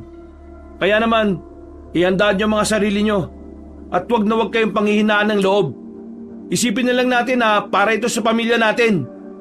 Yung mga armas na binigay ko sa inyo, gamitin niyo ng maayos. Kapag naubusan na kayo ng bala, gamitin niyo mga itak na pinamili namin sa bayan. Wala nang atrasan to. Para sa kapayapaan. Para sa katahimikan. Matapos ang sandaling yon, bumalik na muna ang lahat sa kanya-kanya nitong mga bahay. Habang ang 3 naman nasa isang bakura na pagmamay-ari na matatanda. Mateo, bakit ka sumama rito? Umuwi ka na lang sana sa inyo. Wala ka namang kinalaman dito eh. Bakit? Ayaw mo ba akong tumulong? Hindi naman. Ayaw ko lang na nadadamay ka dito. Mag-aalala na naman ang mama mo eh. Mga pinsan ko kayo, no? Para ko na rin kayong kapatid. Kaya hindi ko naman pwedeng hayaan ko na lang kayo dito. Noong nilusob na kasi ng aswang ang tapat ng mansyon, pagbukas ko ng kwarto ko, nandun to eh. Sarap ng tulog. Kapal eh. Pero maraming salamat sa iyo ah. Kasi kung hindi kayo dumating, baka mabaliw na talaga ako doon. Natatakot ako sa mga aswang. Pero kuya, tingin mo, nasa maayos na kayang kalagayan ng siraulo nating ama? Bay ewan ko, di ko alam. Sana ligtas siya. Kasi kailangan niya pang pagbayaran lahat ng kasalanan niya. Napaka makasarili niya talaga kahit na kailan. Wala man lang siyang pakialam sa atin ngayon. Inuna niyang lumayas. Hindi niya man lang tayo na inisip. Huwag ka nang umasa sa taong mas mahaba pa sungay kaysa sa pasensya. Demonyong ating ama. Nagkatawang tao lang talaga. Isipin mo nga eh, nandoon na ako, iniwan pa niya ako. Bahala na daw ako sa buhay ko. Nahinto ang kanilang usapan nang bumalik na ang isa sa mga kasama nila at sinabing namataan na nila ang mga aswang. Dahil dito, mabilis na inabisuhan ni Gino ang kanilang kasamahan. Agad namang nagsihanda ang mga yon. Diana, magtago ka na muna sa loob ng bahay ah. Magsisimula na ang laban. Gusto ko sanang sumama kuya. Baliw, hindi pwede. Alam mo delikado eh. Marunong ako humawak ng baril at itak. Kaya payagan mo na ako. Sige na, gusto ko makatulong. Yaman na, pre. O sige, ganito na lang. Ikaw ang poprotekta sa matatandang kasama mo sa loob. Tumangon na lamang ang dalaga. Umalis na rin ang 2 binata at pumwesto na rin sa bukana ng baryo. Hindi nagtagal, nagpakita na nga ang mga aswang. Parang gutom na gutom ang mga yon. Maririnig sa mga angil nila ang pagkasabik na malapa ang mga tao. Kaya naman wala nang sinayang na pagkakataon ng mga residente. Sinimulan na ni Gino ang pagpapaputok at sumunod naman sa kanya ang mga kasamahan nila. Nagpulasan na naman ang mga aswang. Mabibilis at kapansin-pansin na mas marami na pala ang mga yon kumpara nung nauna. Hinala ni Gino na tutunang magparami ang mga aswang. Bagay na nagdulot din ng kaunting pangamba para sa kanya. Putok lang ng putok! Walang susuko! Mamamatay na kayo mga salot! Nanguna si Gino sa pag-abante. Nilapitan na nila ang mga aswang sa harapan. Nang libutin naman ni Gino ang kanyang paningin, hindi niya nasipat ng tingin na matandang si Biyong. Kaya naman, agad na pumasok sa isip niya na baka may ibang balak ang mga aswang. Pero nanatiling positibo ang pananaw ni Gino. Paulit-ulit niyang pinapalakas ang kalooban ng mga kasama niya. Sa unang 5 minuto, kahit na papaano ay may mga napapatay na rin silang aswang. Kaya nga lang, dahil hindi naman lahat marunong humawak ng baril, nauubos na ang bala nila pero kakaunti pa lang ang nalalagas nila sa mga kalaban. Gino, paring pinsan, mukhang alanganin na yung iba. Humawak na ng itak eh. Kakayanin ba nila yung mga aswang lang harapan talaga? Kailangan natin magtiwala sa kanila. Hindi ito ang tamang pagkakataon para magduda. Bilis! Dito mga kasama! Bilis! Guminid na sila nang makitang mas dumarami ang mga aswang na nasa kaliwang banda. Pinagbababaril nila ang mga yon pero mabibilis ding nakailag. Pare, hindi ko nakikita yung matanda. Kaya nga kailangan nyo mag-ingat. Malakas si Mang Biyong. Hindi siya kagaya ng mga aswang na ito. Mga kasama, sige ba? Walang titigil hanggat may aswang na humihinga. Habang nangyayari ang kaguluhan, nakita ni Gino ang kapatid niyang si Diana na dumating. Hindi nito kasamang matatanda kaya nag-alala siya. Oh, bakit mo iniwan yung 3 matanda? Ang bira ka naman oh. Nasa ligtas silang kalagayan. Dinala ko sila sa silong. Pero Sa likod mo, kuya! yumuko si Gino at agad namang niratrat ni Diana ang aswang na muntika na sanang sakmali ng binata. Nakahinga na maayos si Gino. Buong akala niya'y madadali na siya ng aswang. Sa kanilang pagpapatuloy, naubusan na ng bala ang karamihan sa kanila. Hanggang sa tuluyan na ngang natigil ang putukan. Tanging mga itak na lamang ang bitbit nila. Sa puntong ito, saka pa lamang lumabas sa pinagtataguan si Mang Biyong. Sinasabi ko na nga ba eh. Hinintay niya lang talagang maubos ang mga bala natin. Mautak talaga ang gurang na yan ah. Iha! Mukhang kailangan nyo lang lumaban ng malo-malo ngayon. Ang kaso nga lang, alam naman natin na wala kayong binatbat sa mga aswang. Huwag kang maging kampante, Mang Biyong. Baka nakakalimutan mo, naging tao ka rin. Alam mo kung anong kayang gawin ng isang taong desperado. Wala kaming pakialam kung mas mabilis kayo sa amin. Lalabanan namin kayo at gagamitan lang namin kayo ng mga basic na kaalawan. Nakuha mo pa talaga magyabang, ha? Mga kasama, eto na ang pagkakataon natin para makakain. Ang mga gutom nyo ay maiibsan na. Losab! Kanya-kanyang tas na ng itak. Sinalubong nila ang mga aswang. Agad namang lumapit si Mang Biyong kay Gino. Tinagayon ng binata. Pero ramdam na ramdam ni Gino ang pagkakalayo ng lakas nila ng matandang aswang. Nahawakan ni Mang Biyong ang kanyang itak. Pilit itong inaagaw sa kanya gamit lang ang isang kamay. Pero buti na lang ay nakaisip agad ng paraan ng binata. Nilapitan niya ang matanda at gamit ang kanyang daliri, tinusok niya ang mata ni Mang Biyong. Dahil dito ay nabitiwan siya nito. Tatagayin niya na sana si Mang Biyong pero nakailag ito. Nahawakan na naman siya sa liig. Bitiwan mo ang kuya ko, hayop ka! Pero sa halip na makatama si Diana ay nahawakan lang din siya sa liig. Ang tanging naroon na lamang sa harapan nila ay si Mateo. Si Mateo na hindi alam ang gagawin.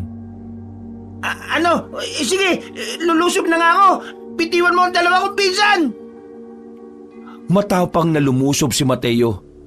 Nang malapit na siya kay Mang Biyong, binitiwan ni Mang Biyong ang magkapatid at saka nahawakan na matanda ang kanyang kamay. Nabitiwan ni Mateo ang itak sa sobrang higpit ng pagkakahawak. At least, binitiwan niya kayo. Kuya, si Mateo! Namumulan na rin ang mukha ni Mateo nang sakali na rin siya na matandang lalaki. Kaya naman hindi na rin nagdalawang isip si Gino. Buong lakas niyang nilusob si Mambiyong.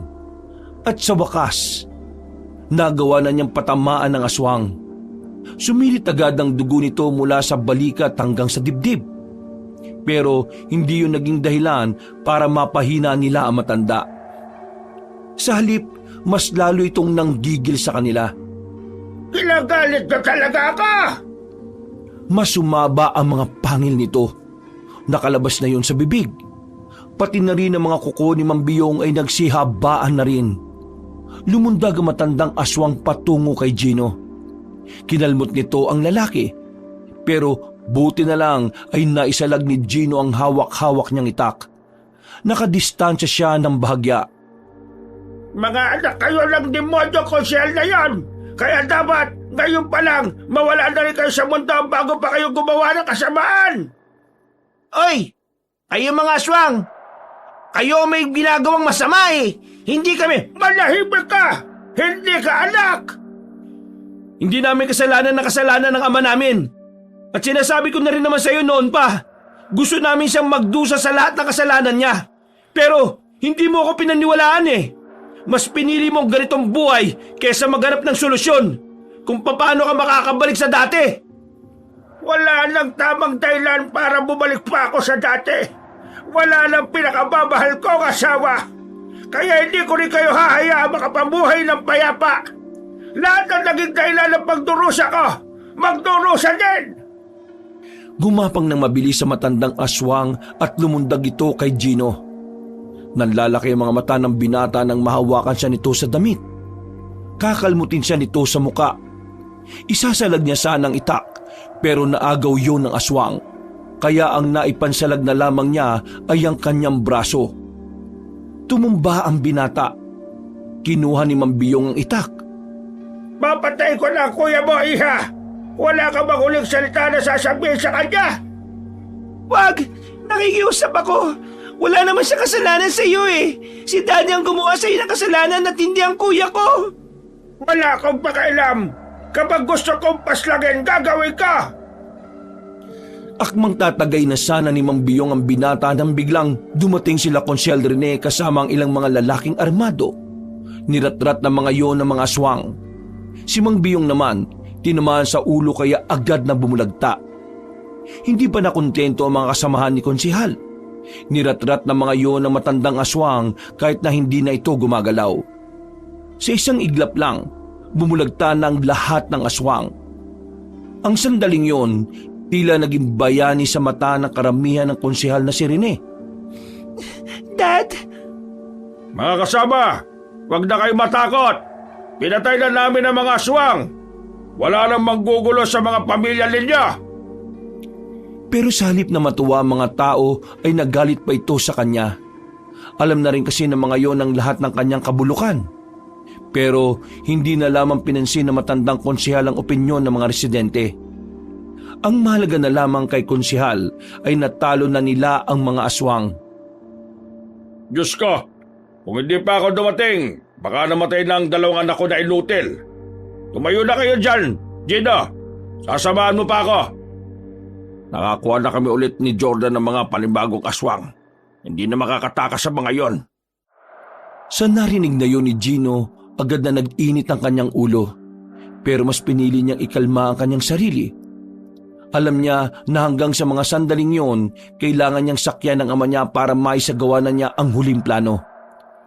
Naubos nga ang mga aswang, pero hindi pa rin natatapos ang problema ni Gino sa ama niya. Kaya nang makabalik na sila sa mansyon at malinis na rin ang tirahan nila na yon, 4 na araw lang ang nakalipas, nagdesisyon na rin ang magkapatid na isuplong na nila ang kanilang ama. Nandito na tayo sa bayan. Sigurado ba kuya na maniniwala sa atin kapag sinumbong natin si Daddy? Eh di ba sabi mo marami siyang kapit? Huwag kang mag-alala, Diana. Meron akong kilala na journalist. Sa kanya natin ibibigay ang mga video at larawan. Matibay itong ebidensya. Kaya Diana, wala nang kawalang demonyo nating ama. Nagawa mo kumuha ng mga picture at video? Ginawa kayo nung sumama ako kay Daddy. Kapag nakulong na si Daddy, makakapamuhay na rin tayo ng mapayapa. Kahit na simple lang.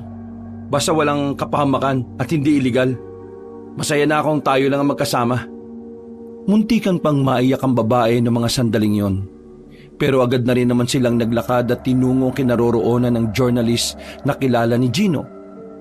Nang maibigay na nila ang mga ebidensya, pagsapit pa lang ng gabi, kumalat na kagad sa kung saan-saan ang mga larawan na kung saan may mga iligal na ginagawa si Konsehal Rene.